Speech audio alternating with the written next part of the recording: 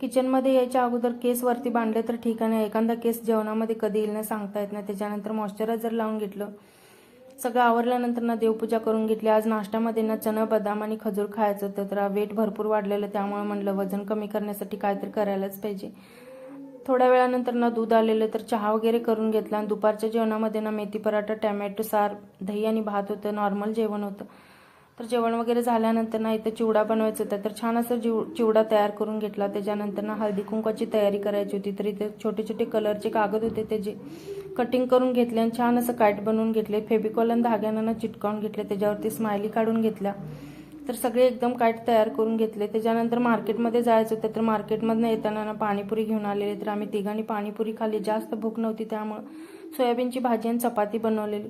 स्वयंपाक झाल्यानंतर ना देवाला नैवेद्य दाखवला आणि देवात पंथीमध्ये ना छान असं चंद्र बनलेला. तर तुम्हाला कसं वाटला मिनी ब्लॉग? आवडला असेल तर चॅनलला लाईक, शेअर आणि सबस्क्राईब